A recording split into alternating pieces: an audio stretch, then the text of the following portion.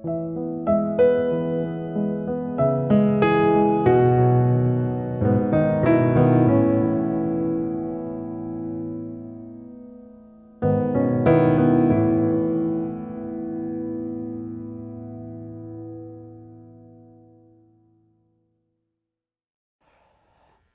크리스천 영상학교를 운영하는 신목사입니다. 오늘은 당신의 인생 멘토는 누구인가? 라는 점을 한번 생각해 볼게요. 멘토란 지식을 바탕으로 다른 사람을 지도하고 조언해 주는 사람이에요. 말하자면 인생의 조언자나 상담자인 셈이겠죠.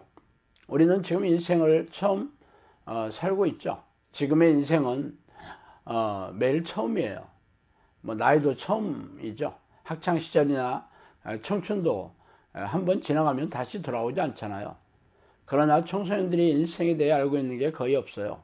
그래서 지혜롭게 주어진 시간을 활용하지 못하고 허둥대거나 아무 생각 없이 살다가 귀중한 기회를 흘려보내기 일쑤죠. 그러나 우리 주변을 둘러보면 인생의 과정에서 조언을 구하고 상담을 할 만한 멘토를 찾기가 힘들어요. 멘토는 지혜와 지식 그리고 풍부한 삶의 경험으로 자신의 인생을 통해 풍부한 열매로 증명하고 있어야 하기 때문입니다. 훌륭한 멘토의 조언을 받아 지혜로운 삶을 살든지 아니면 아무 생각 없이 세상 풍조나 친구들을 따라 허둥지둥 살든지 오로지 자신의 선택이겠죠. 그러나 인생은 한 번뿐이라는 게 슬픈 일이에요. 그래서 철들자 죽는다는 말이 실감나게 들리는 이유인지 모르겠어요. 환감의 나이를 지낸 저 역시 인생의 멘토가 없이 살아왔어요. 그 결과나 시험이 자욱한 인생 성적표를 받아들여야 했죠. 그래서 오늘은 그 얘기를 좀 하고 싶어요. 인생 최고의 스승이자 멘토는 누구일까요? 바로 예수님이십니다. 예수님을 스승이자 인생의 멘토로 삼은 사람은 이미 성공한 인생을 살았다고 해도 과언이 아니에요. 그들이 바로 누구일까요? 바로 예수님의 12제자들이겠죠. 예수님은 12제자를 하나하나 부르시고 3년 반 동안 동고동락 하시면서 그들이 어떻게 살아야 할지를 가르치셨죠. 그 결과 사탄의 소리를 듣고 예수님을 배반한 가룟 유다를 제외하고는 스승이신 예수님이 바라는 인생을 살다 천국에 들어갔어요. 이처럼 하나님이신 예수님을 인생의 멘토로 둔 사람은 성공적인 인생을 예약했다 해도 과언이 아닙니다.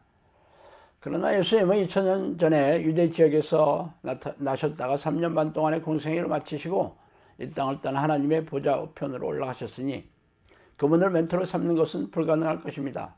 그러나 너무 일찍 실망할 필요는 없어요. 예수님이 이 땅을 떠나면서 또 다른 하나님이신 성령을 보내주시겠다고 약속하셨고 약속대로 보내주셨지 아니합니까?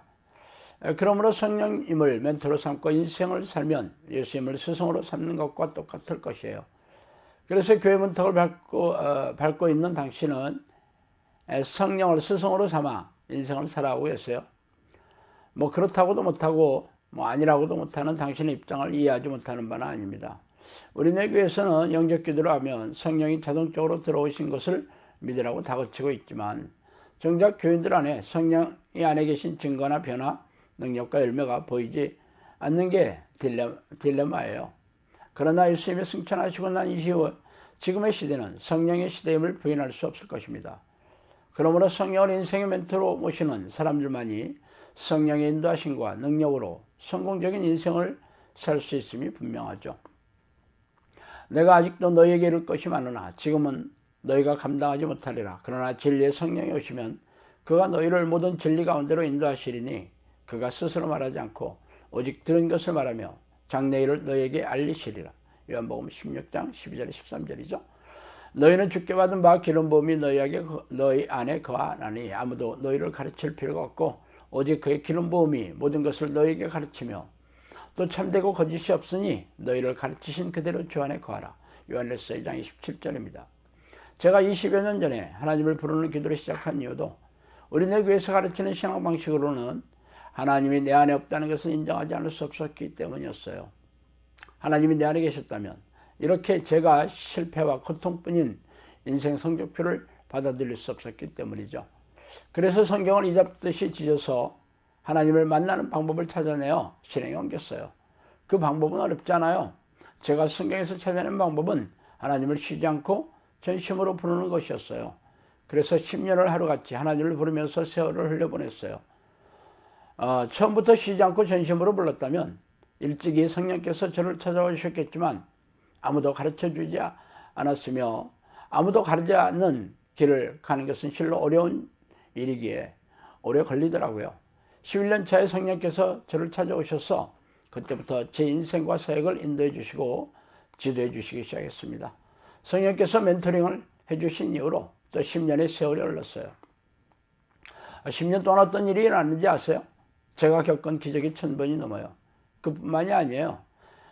실패한 인생에서 지금은 다른 사람들을 멘토해주는 자리에 앉아있죠.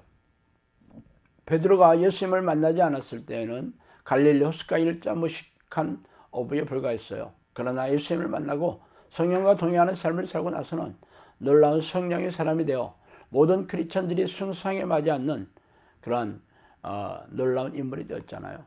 예수님만 그런 것이 아니라 예수님의 제자들 역시 그런 삶을 살다가 이 땅을 떠나갔죠.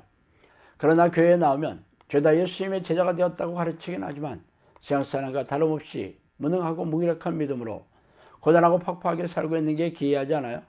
그 이유는 예수님의 제자가 아니라 종교적인 교인이 되었기 때문이에요.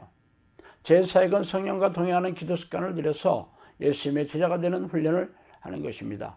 그러면 누구나 성령의 사람이 되어 놀라운 인생을 살아가게 되겠죠. 그러나 아쉽게도 사람들은 하나님의 기적을 얻어 정신질환과 고질병을 치유하고 깨진 가정을 회복하고 삶의 지나는 문제를 해결하고 싶어 하긴 하지만 예수님이 걸어가신 그 길을 올곧게 따라가는 제자가 되고 싶어 하지는 않아요. 제자의 자격은 자기를 부인하고 십자가를 지고 따라가는 것입니다.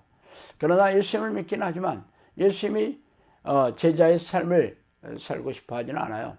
다만 하나님의 능력과 도우심으로 자신이 소원하는 인생을 살고 싶어 할 뿐이죠. 그러나 우리 모두는 하나님의 영광을 위해 지으심을 받은 피조물에 불과합니다. 자신이 주인이 되어 자기 마음대로 살아가든지 아니면 자기 부인을 하고 예수님의 제자가 되든지 오로지 자신의 선택의 몫이죠.